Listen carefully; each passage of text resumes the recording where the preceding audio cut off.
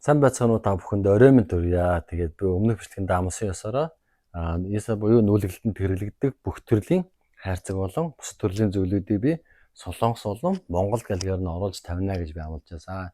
Тэгээд амсан ёсороо бүгдийн сайхан бэлтээ тавьчлаа. Эдгээр нь бүгдээрээ манай саамжт хэрэглэгддэг учраас би бүгдийн сайхан бэлтээ тавьчлаа. Тэгээд яагаад эдгээрийг оруулаад байгаа юм бэ гэхээр яах нь Солонгост дөнгөж ирсэн байгаа тийм үү?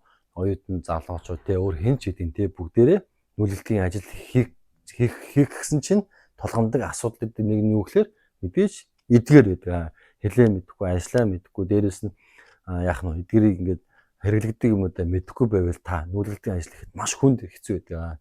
Тийм учраас та яах нь эдгээрээ сурцсан тохиолдолд та хэл ус ажил төрөл мэдэхгүй байсан ч асуудалгүй нүүлгэлтийн ажил хийж чадна гэсэн үг шүү.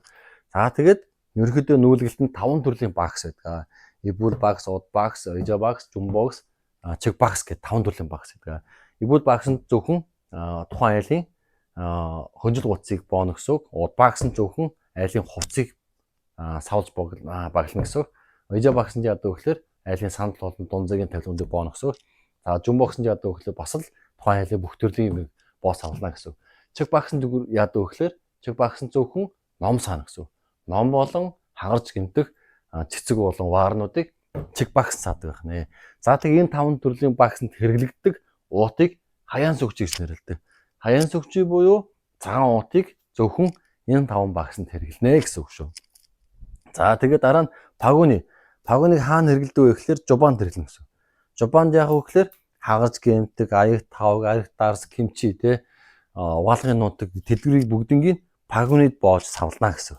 Пагунид ямар уут хэрэглэх вэ гэхлээр нураан сүгчий буюу шар уут гэсэн. Шар уутыг зөвхөн галтгооны хэсэгт хэрэглэнэ гэсэн. За тэгээд галтгоон тавас хамгийн хэрэглэгдэх зүйл нь юу гэхлээр энэ зөөлөвч. Эко буюу зөөлөвч. Энийг яах нь аяг тавг хагарч гэмтэхгүй, арх дарс юу гэдэг те тэдгэрийг бүгднийг сайхан боогоод энэ дотор савлана гэсэн. За дараа нь тамню. Тамнюг хаана хэрэглэдэг вэ гэхээр одоо хагарч гэмтэх юу гэдэг те тавилга. За тэгээд чулуу те тэдгэрийг бүгднийг боож ингэж гадуур нь боодог зүйлийг тамню гэж нэрлэдэг. Манайх нар болохоор юу гэхээр даавуу те тавилга ороодог даавууг тамню гэж нэрлэнэ.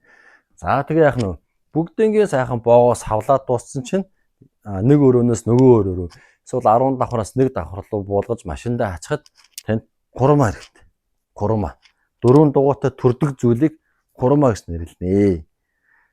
За ерөнхийдөө ESA буюу нүүлгэлтэнд хэрэглэгддэг бүх зүйлүүдийг би сайхан тайлбарч хэллээ.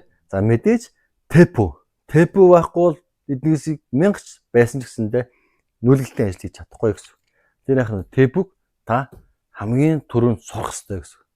За та бүгднийг хэл ажиллаа мэдэхгүй, хэлээ мэдэхгүй байсан чинь яах нь тухайн Монгол нь Солонгос нь тийм үү? Жумбакс аваад ирээ гэл. Тэгмүү даах нь энэ жумбакс аваад ирж чинь миний аваад чи гэл. Яах нь жумбакс аваад чи гэсэн. Удбакс аваад ирээ гэсэн чи яах нь. Удбаксыг бол та удбакс аваад чи гэсэн. Удбакс гэдэг чи ийм юм байдаг чи өөрөө мэддэг болсон юм чинь дээ. Удаа авчил чи гэсэн. Курмаа аваад ирээ гэл. Курмаа аваад ирч яах нь та. Энэ курмаа гэж энийг аваад чи гэл. Курмаа авч гэж. За тэгээд яах нь. Эдгээрээ та сурцсан тохиолдолд та яах нь.